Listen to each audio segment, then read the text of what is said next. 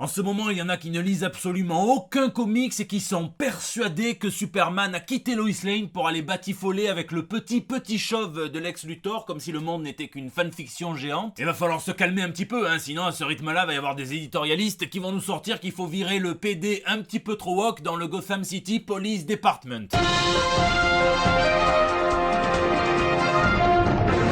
On va en reparler évidemment du coming out de John Kent qui a permis aux comics de se frayer une place dans les médias un petit peu plus traditionnels. Il aura fallu attendre ça parce que d'habitude c'est pas fou. En attendant, ici votre fidèle commis des comics, vous êtes dans l'émission qui fait le tour de l'actu de l'industrie du comic book et de tous ses dérivés. C'est le 318e JT Comics. Spider-Man No Way Home et le multiverse, ça va beaucoup trop loin si j'en crois cette vidéo vue sur Twitter. Spider-Man versus Jésus, au calme. J'ai foi que ça fera quelques polémiques sur la toile et il est temps pour nous de tisser les news de la semaine. Des cérébraux. C'est la news insolite de la semaine, mais avec l'arrivée de l'automne, laissez-moi vous filer la recette d'un petit cocktail ultra sécuritaire. Vous prenez un peu de Judge Dredd, vous prenez un peu de Professeur X et un peu de Robocop, vous foutez tout ça dans un shaker, vous mélangez et paf, ça vous donne une bonne petite dose de Xavier, le robot qui parcourt les rues de Singapour en train de réprimander les gens à grands coups de caméra et probablement plus tard de logiciels de reconnaissance faciale. On l'a vu se planter devant un groupe de joueurs d'échecs et leur demander avec sa voix robotique de respecter les distanciations de sécurité. On se croirait dans un bon comics de science-fiction d'Alan Moore ou autre avec un peu moins de fiction et beaucoup plus de science. Les fans de Doctor Who verront le fruit de l'accouplement entre un TARDIS et un Hummer. Je veux absolument la sextape et je vous laisse me dire ce que tout cela vous inspire dans les commentaires. Marvel lâche tout. Avalanche de news ciné chez Marvel qui balance tout son stock quand celui-ci n'a pas fuité et qui profite avant que la DC Fandom ne monopolise le paysage des news de la semaine prochaine. Alors, on va parler du Coming Out Day un petit peu plus tard, mais j'ai l'impression qu'en attendant, il y a eu le Spinning Off Day, tellement on a entendu parler de projets de spin-off en développement chez Marvel. Agatha Harkness aurait droit à sa série sur Disney+, par le même scénariste principal que WandaVision, et vu comme elle crevait l'écran, vu comme elle avait du chien, vu comme elle crevait le chien, mais ça c'est une autre histoire, je pense qu'on ne boudera pas notre plaisir. Pareil pour le clan des 10 anneaux, dont je ne vous spoilerai pas le destin à la fin de Shang-Chi, mais qui aurait droit à un projet de spin-off en développement, en format série sur Disney+, et puis attention évidemment, parcours fléché pour Hawkeye et Hawkeye qui reprendraient soi-disant leur rôle dans la future série Echo sur Disney+. Mais attention, c'est une rumeur qui vient d'un site aussi fiable qu'un ministre des Finances qui voudrait lutter contre la fraude fiscale, donc méfions-nous. Méfie-toi aussi, Shuri. Après T'Challa, c'est la sœur de Black Panther qui pourrait être tuée, mais cette fois par Disney qui avait fait une Nick Fury. Ils avaient fermé un œil lorsqu'elle avait déjà partagé il y a quelques mois une vidéo qu'on pourrait qualifier d'anti-vax, qui est en tout cas démontable très facilement scientifiquement, qui disait que dans les vaccins, il y avait une enzyme nommée la luciférase, Lucifer, le mal, Satan, enfin je fais un petit peu des raccourcis, mais c'est vrai, sauf que la luciférase, c'est une enzyme qui est responsable de la bioluminescence, qui est utilisée pour dépister les anticorps du Covid, mais qui n'est pas dans le vaccin. C'était passé, sauf que là apparemment, sur le tournage de Wakanda Forever, elle recommencerait à tenir des propos taxés d'anti-vax, donc méfiez-vous, vérifiez un petit peu les réseaux sociaux de Michael B. Jordan qu'on en finisse. Et puis c'est un vaudeville, il y a plein de portes qui claquent, et parmi ceux que l'on pourrait voir débarquer dans le MCU, des surprises comme Monsieur Bill Murray dans Ant-Man 3, qui aurait été repéré grâce au CV de sa doublure photographique. Alors là c'est du journalisme d'investigation de pointe, c'est les enfants entre Élise Lucet et Spider Jérusalem. Le mec relou de Midsommar va enfin pouvoir arrêter d'avoir cette image d'enfant un petit peu grognon qui brutalise tout le monde, déjà parce qu'il a grandi et puis parce que sans sourciller, il a été casté pour jouer Adam Warlock dans les prochains Gardiens de la Galaxie, donc ça viendra faire suite directement à la post-générique du volume 2 où on voyait Ayesha présenter ce joli cocon doré dans lequel était fabriqué un individu synthétique qui pourrait écraser les Gardiens de la Galaxie, et donc la création de Stan Lee, de Jack Kirby, qui a largement été définie par Monsieur Jim Starlin, va prouver qu'elle peut exister en dehors de la saga de l'infini. Et on va voir si le coup d'être un influenceur c'est des conneries ou non, mais James Gunn, est-ce qu'il ne serait pas temps d'adapter l'église universelle de la vérité, la balle est dans ton camp. Et enfin le choc de la semaine, c'est ce soi-disant concept art qui serait vrai, donc pour Doctor Strange 2, qui met en scène la rencontre entre le Doctor Strange du MCU et Charles Xavier, avec des robots d'Ultron. Alors c'est pas joli, donc je m'en méfie. En plus, ça vient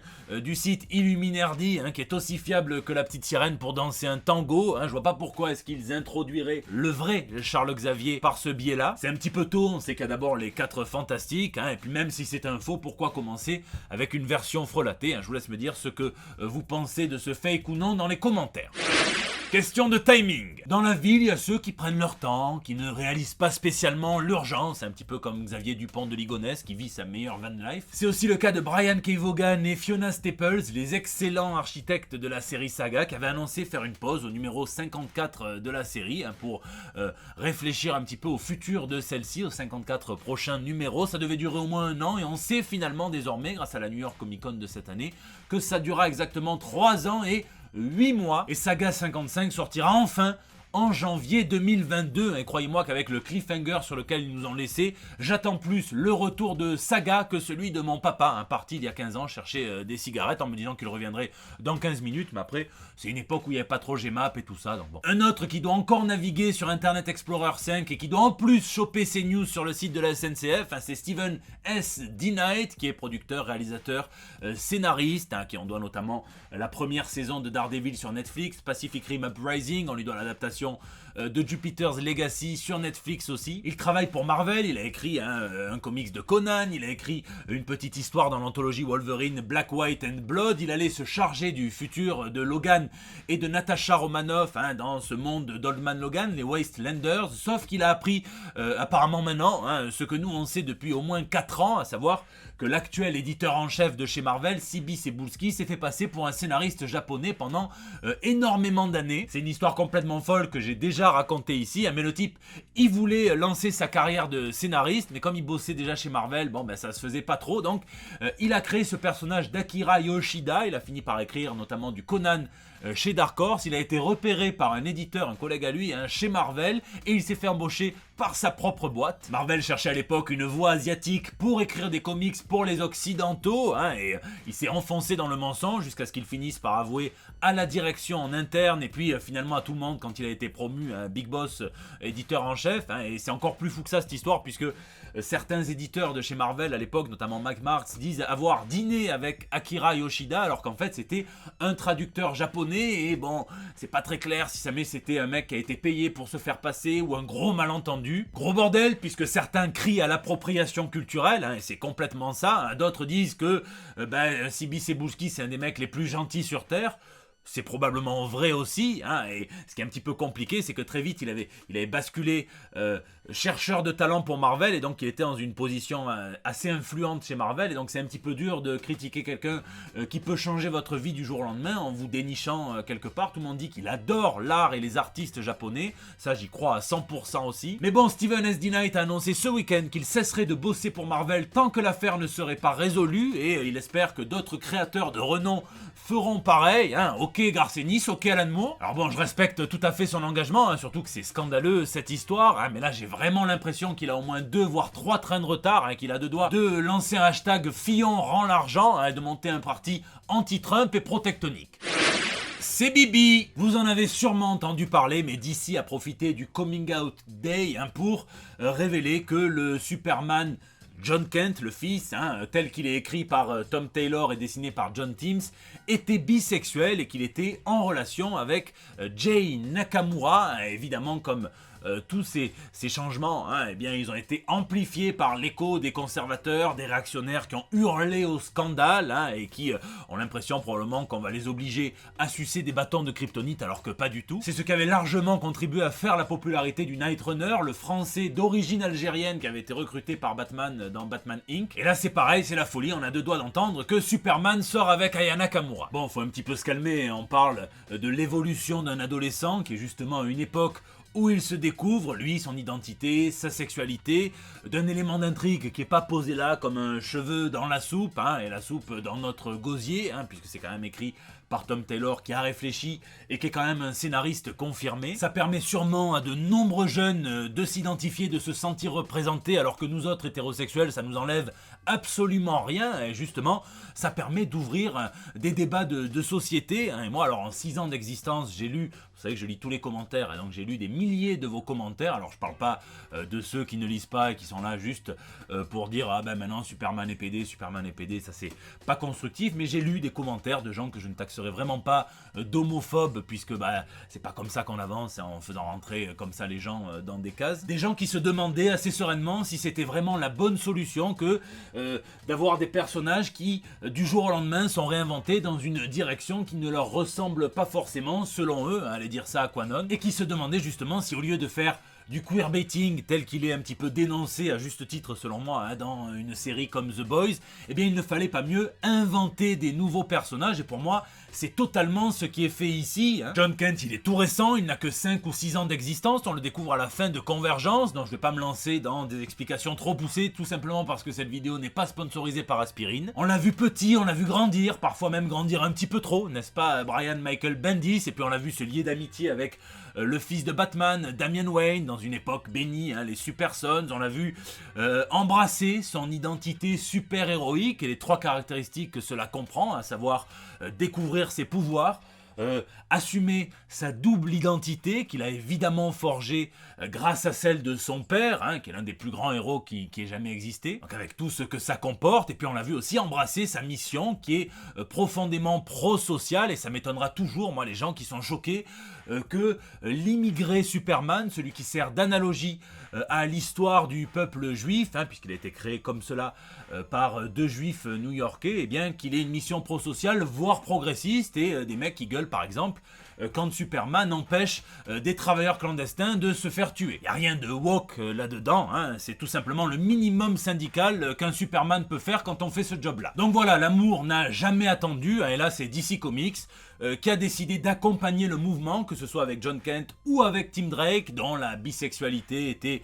latente mais très timide depuis assez longtemps, et ils ont officialisé la chose très récemment. Les comics, les bons, reflètent toujours le contexte socio-culturel dans lequel ils sont créés, et donc là Tom Taylor dit que ça aurait été une occasion manquée que de perpétuer le statu quo d'un nouveau Superman blanc, hétéro, déjà vu, et donc si c'est fait intelligemment, espérons que ça puisse peut-être permettre à ceux qui, sans forcément être méchants, mais qui sont un petit peu gênés, perplexes, mal à l'aise avec toutes ces nouvelles formes de sexualité qui ont cessé de se dissimuler, eh bien d'aborder un dialogue, déjà un dialogue avec eux-mêmes, et pourquoi pas, si ce sont des adultes, un dialogue avec leurs enfants. C'est aussi à ça que servent les comics.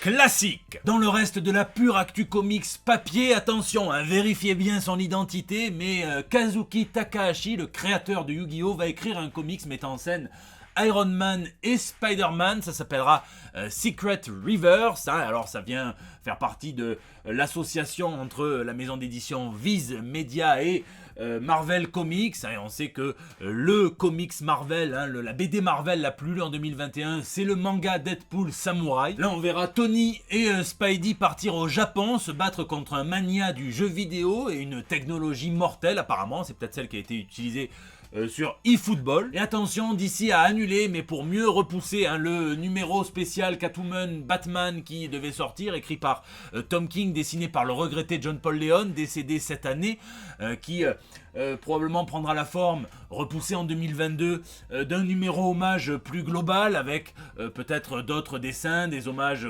par les artistes, les collègues du dessinateur. Et si vous voulez en attendant vous mettre quelque chose sous la dent, eh bien il va sortir une édition Artist Edition, donc une belle édition bien grande qui permet de profiter de l'art avec le format planche, les planches non nettoyées, de Winter Men, l'histoire qu'il a co-créée avec Brett Lewis chez Wildstorm, qui raconte des super-héros brisés dans l'Union soviétique post-communiste, donc là l'édition sera augmentée avec des dessins de Bill Sienkiewicz, de Walt Simonson, de Sean Phillips. Ça prendra la forme d'une campagne de financement participatif sur Zoop, et une partie des bénéfices ira directement à la famille de John Paul Leon. Patreon, donc c'est très très bien. Et en parlant justement de campagne de financement participatif, dans la série Marseille a du talent, je demande Néophélis Édition qui s'apprête à nous sortir l'intégralité de la série Tarzan, telle qu'elle a été adaptée par Monsieur Gil Kane, et donc ça sera entièrement restauré, les planches seront restaurées, les planches seront colorisées à nouveau par Christian Favrel que j'embrasse. En France, on n'a jamais eu l'intégralité, c'était paru dans les journaux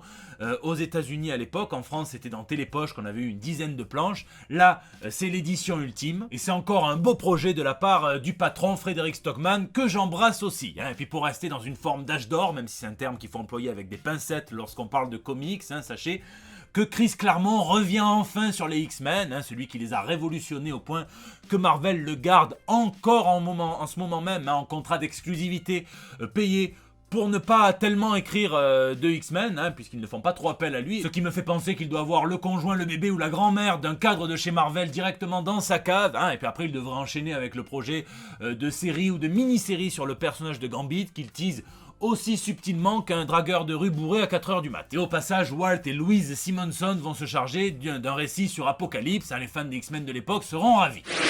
Lisez, et cette semaine, moi justement, puisqu'on parle d'Apocalypse, j'en ai profité pour rattraper mon retard sur toute la période Reign of X, mais c'est en VO et donc je ne veux pas vous spoiler. En revanche, je sais, puisque Panini m'a envoyé les X of Swords, qu'on est en plein tournoi en France actuellement, et donc cette espèce de tournoi qui n'est en rien ce à quoi je m'attendais, mais qui pourtant me plaît 100 fois plus que si ça avait été ce à quoi je m'attendais. Je sais pas si j'arrive à trop me faire comprendre, mais déjà c'est magnifique. Ça prouve que Jonathan Hickman et toutes ses équipes qui se chargent des X-Men savent exactement où ils veulent aller, et donc ça c'est vraiment un point crucial. On pourrait quasiment, parce qu'il faudrait quand même lire au moins Excalibur, mais on pourrait quasiment lire Oxpox puis X of Swords sans passer par toute la période Dawn of X, mais ça serait dommage. Donc c'est en 24 parties, donc forcément il y a des épisodes qui sont un petit peu moins bons que d'autres, mais en revanche, moi ce pourquoi j'aime cet arc, cet event en particulier, c'est pour le personnage d'Apocalypse. Depuis que je l'ai vu arriver, être accueilli sur Krakoa, alors que c'est l'un des mutants les plus dangereux pour les mutants aussi, par Charles Xavier avec cette poignée de main et toutes ces mouettes qui volent un petit peu là. J'étais intrigué, et puis alors là vraiment, ce qui se passe dans X of Swords avec Apocalypse, que je vous spoilerai pas aussi, mais je trouve ça complètement délicieux. C'est venu un petit peu, on va dire, donner une certaine forme de profondeur à un personnage qui était un petit peu souvent en 2D. C'est un petit peu plus profond et c'est beaucoup mieux. Ça, on le doit aussi beaucoup à Tini Howard et Mark Custo dans la série Excalibur, qui faisait partie du grand plan de et pour Apocalypse. Donc je vous le conseille vraiment, n'hésitez pas à me dire dans les commentaires ce que vous en pensez. Là je vais me remettre sur du Hellboy. En attendant, n'hésitez pas à me dire ce que vous lisez ou geekez, puisque c'est la fin de ce JT Comics. Je vous remercie d'être toujours aussi nombreux à le suivre, à vous abonner, à mettre des pouces bleus, à partager sur Facebook, à tweeter, à retweeter, à m'incorporer dans vos stories Instagram. N'hésitez pas à réagir dans les commentaires sur YouTube où je lis chacun d'entre vous et j'essaye de répondre, mais comme je vous dis en ce moment il y a beaucoup de boulot et c'est un petit peu galère, mais au moins je vous lis et ça me fait plaisir. Et n'hésitez pas à réagir aussi sur les réseaux sociaux, c'est là aussi que vous me laissez vos petits messages pour El Bando del Pueblo. Vous voyez mes petites dingueries avec Monsieur Bessadi Bruno, puisqu'on fait le Inktober ensemble et que je mets à jour sur à peu près tous les réseaux sociaux ces merveilles graphiques qu'il nous fait, alors que moi j'y donne simplement l'idée. Donc je vous laisse me dire ce que vous en pensez aussi. N'hésitez pas, je vous fais des gros bisous, je vous donne rendez-vous la semaine prochaine pour des nouvelles toutes fraîches. Il y a une sénatrice conservatrice qui a tweeté que non, Superman n'était pas gay, il n'aime que Lois Lane, un point c'est tout. Si on parle du même Superman, pour moi son tweet il ne devrait avoir que 3 likes, Oedipe, Freud et le compte officiel d'NTM.